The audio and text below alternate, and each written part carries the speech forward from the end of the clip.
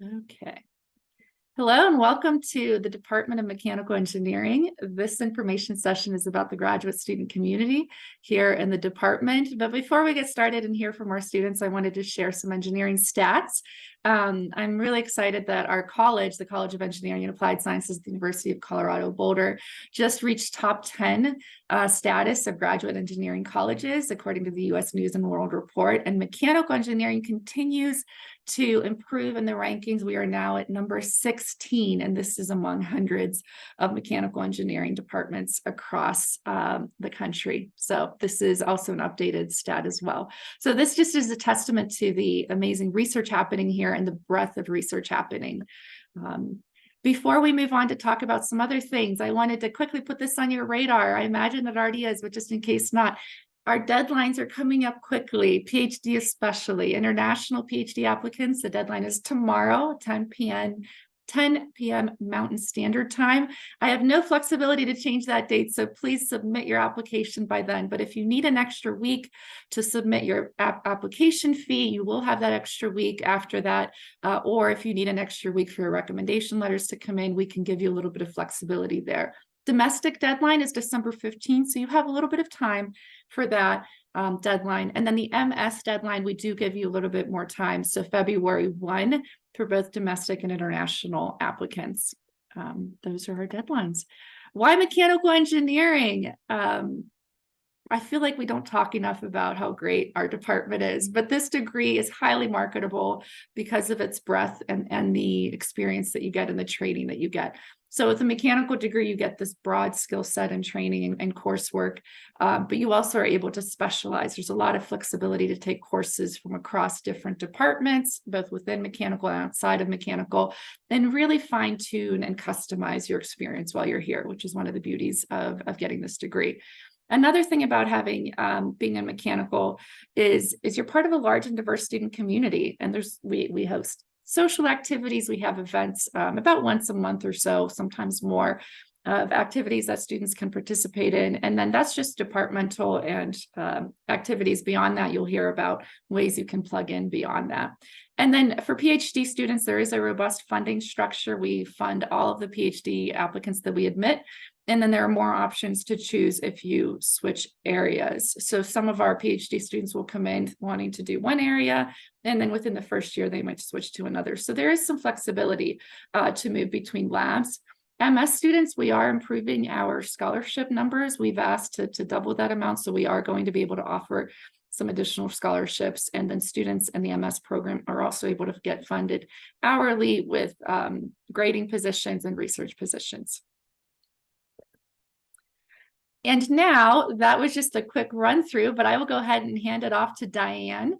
Diane, why don't you tell us a little bit about the Graduate Student Advisory Board?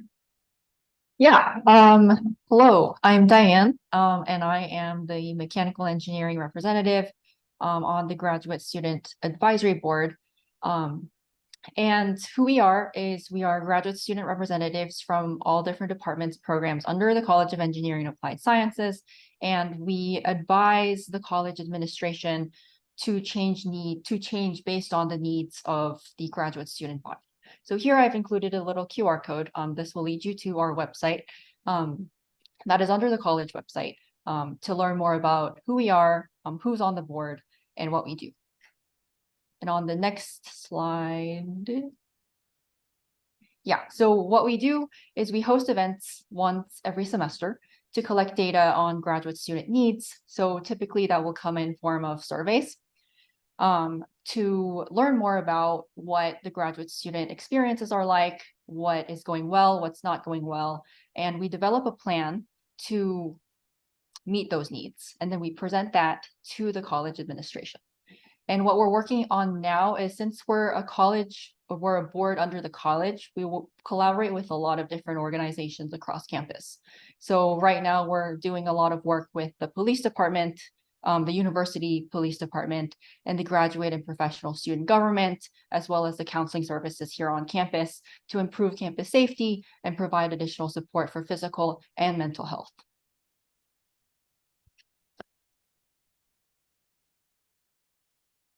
Anything else, Diane? Nope, that is all for me. All right. And you're welcome to chat with Diane afterward. She is a PhD student here. And whose lab are you in, Diane? Dr. Carson Bruns. Carson Bruns. So you can even ask her questions about her research experience as well. So thank you, Diane. Next, we will move on to Prati, who will tell us a little bit about the AAEIO organization. Thank you so much. Hello, everyone. Nice to meet everyone on call. So we are AAEIO. I think you may need to go back one slide. So we are AAEIO. And quintessentially, if you're asking who we are, is we're professional development organizations for students of international, South Asian, and Indian origin. Quite simply, I'm an international student. So what I've found in my experience here during my time in the United States is that international student needs are quite different to a lot of other student needs, and they have their own unique space. So what we do is we provide a space for professional development, wellness, those kind of things within international student need areas. So what we kind of do is like kind of networking, innovation and leadership programs and events. We program events. We're based in the Bold Center, which is where all other affinity groups such as National Society of Black Engineers, Society of Hispanic Professional Engineers, Society of Women Engineers were all housed in. And we started in fall 2022 and we're still growing. So it's been 1 year where and the kind of events that we kind of do is really varied, and it's based on student need and what student feedback is. Like, hey, I want to hear a talk about immigration. I really want to understand what are my options. I want to hear a talk about how can I use my skills right now to kind of go back, either go back or go global, and really make the use of my world-class education that I'm going to get at CU Boulder. Those kind of the questions that we tend to kind of gravitate around, answer. We also talk about insurance. We also talk about wellness for international student needs. So what are we working on right now? Starting in spring, we're working on a hackathon series with Apple and CU Denver. Quintessentially, this is because coming in as an international student, it's quite coming to the hackathon scene, it's a little bit new, and it's a little bit of a intimidating factor when you kind of go into something like a hackathon where you see people who have been 4, 5, 6 times winners. So we're working with Apple to kind of build a series of events and workshops that really help you prepare for their worldwide hackathon that they have. We have a diversity career fair that we're working with SHIP, which is Society of Hispanic Professional Engineers, for the spring, essentially for Bold Society members to be able to get hey, we know internships is a big problem. As soon as you come in here, they there needs to be like you need to get internship, you need to get job, you need to get experience. So we're trying to help you with that. We're working with D Incubator, which is also over in CU Denver, on AI certification. So as even as mechanical engineers, being able to kind of do a lot of different AI applications to your either hardware or whatever applications that you want to use it for is very useful, and having those certifications really help you along with your professional career. Thank you so much for the time. I'll be in the breakout room if you have any questions for me, and feel free to hit me up in the chat as well. Thank you, Prati. And I was so impressed to know that you've only started last year and you're already at 200 members. So I love when students take ownership of their experience, organize, and then collaborate, and then improve the student experience. So thank you for all the work you're doing. It's very impressive. All right, we will now move on to Vani. Let me spotlight you. And Vani will share about the Committee for Equity in Mechanical Engineering. Go for it. Hi, everyone. I know I've spoken to some people, but for those who don't know me, like Vera said, I'm Vani. I defended in August and I graduate in December. So I've been through it and can answer any questions that you might have about the PhD process and what that whole transition looks like from start to finish. So a few years ago, a couple of graduate students, myself included, co-founded the Committee for Equity in Mechanical Engineering, or CME. And the main goals of CME are community building, student advocacy, and financial support. And so for community building, we want to foster a community within the graduate program, specifically for underrepresented students, especially being at CU Boulder and in Boulder as a city. When you all come to visit, or if you come to CU Boulder, you'll see that it is kind of a homogenous population. And so we love to cultivate that community within, that strong community within the department itself. So we also want to advocate for our needs. Like the other groups that exist through the Bold Center that you just heard about, we want to make sure that we have a general place where people can come and voice their concerns. So we host things like town hall meetings. We just recently had one, but that's something to look for if and when you come to CU Boulder. And then through CME, we also provide certain awards and emergency funding. So right now we're doing we're in the process of giving out our CME emergency awards for the fall, but we'll also have spring. And so again, this is something to look for when you come. But if you are local, we will be having a heritage feast on December 4th.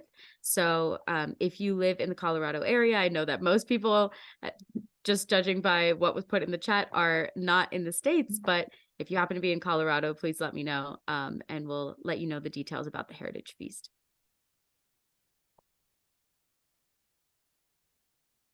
Sorry. And then, oh no, you're fine. No, you're good. Next slide. Next slide. So through CME, we started K through 12 outreach, and then that kind of branched off into its own thing. And so the main goals of our K through 12 outreach is to inspire curiosity and excitement through K through 12 students about STEM fields, specifically with engineering.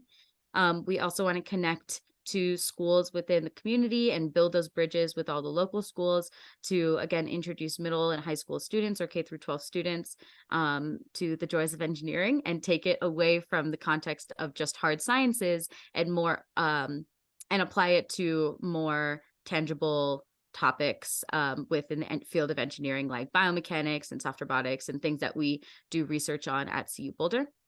And then lastly, we want to empower future innovators and students and provide those hands-on experiences so they can gain that confidence in themselves and their abilities in order to pursue STEM-related fields. And so right now we just finished our fall initiative, which was something called STEM Launch. We worked with a local school, going to the classrooms 4 times once every week in order to do hands-on projects with them. In the spring, we have something called a Triple E Fair, where we invite 3 or 4 schools to CU Boulder and kind of do like a show and tell of our research, as well as invite different industries to show career options outside of academia to students that are coming to visit. And then in the spring, we do something similar to what I just described us doing in the fall with a different school. And so, yeah, if you want to learn more about it, here's a QR code.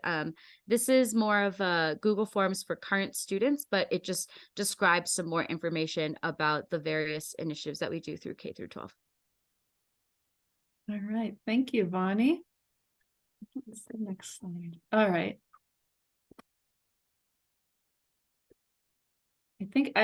Pablo, are you here? I think Pablo wasn't able to make it, but we do have a lead TA fellow. Pablo, if you show up, or if he's here, Megan, feel free to spotlight him. Our department does have a lead TA fellow. This is primarily PhD focused, but it does impact MS students as well, because we hold a lot of community events that the lead TA or lead fellow is a part of. And one of the things they do is they work with teaching assistants the teaching assistants in our department often work with master's students as well, and they're a liaison to the Center for Teaching and Learning. They also provide support and guidance for graduate students, if a student feels like they want to have a conversation about something happening in their lab, but they're not ready to talk to an administrator or faculty member yet, the lead fellow is a student who they can talk to just to have a conversation and get some insight and talk about next steps. And then the lead fellow does sit on the graduate committee, so they have representation, as well as something I forgot to mention is that we also have the CME, the Committee for Equity and Mechanical Engineering. There's also a representative on graduate committee from that group, which is really great because even recently in our graduate committee meetings, someone from CME represented on the town hall and some feedback that they got. And that committee of faculty and our graduate chair was able to respond to that feedback and provide improvements for the student experience. And so the lead TA also has a position and brings up concerns and or gives us feedback that can help us improve as a graduate program. And is also there to provide support for resolving issues or concerns related to graduate student life. So we do provide, for graduate students here, you have someone to connect with, either a graduate advisor. You can talk to me, you can talk to Anna, who's the PhD advisor, or Megan, who's the MS advisor, but there's also student representatives that you can talk to as well. And one of the goals with that is to try to provide a community of support for students so they feel comfortable while they're here, and so that we can continue to grow and improve as a graduate program. Something else that the lead TA helps with, or the lead fellow, is with community events, and these are open to all graduate students. We do a fall welcome picnic and a spring picnic, and those are really fun because everyone attends, faculty, students, and then we do study breaks, so coffees and cookies, just to get people out of their labs and talking to each other. Vania mentioned the Heritage Feast. That's one of my favorite events. People bring different foods that have meaning to them or cultural significance, and we all just share and enjoy food and conversation. And then Graduate Student Appreciation Week, I think we had bagels and coffee. We gave out some swag. So those are events to try to, again, bring the student community together, have events for you to all and interact with each other and to build a sense of community and camaraderie among our students and our faculty and staff. All right, and so that wraps up our presentation, but I just wanted to end it with saying that we do have a pretty amazing group of students here who choose out of just the goodness of their heart to take on these leadership roles, and hopefully there's some benefit to them as well, and then provide that additional level of support and community for our graduate students. And so I just wanted to thank all of our presenters today, not just for presenting, but for all you do to create this department, something that I find is truly special. Okay, I will go ahead and stop recording.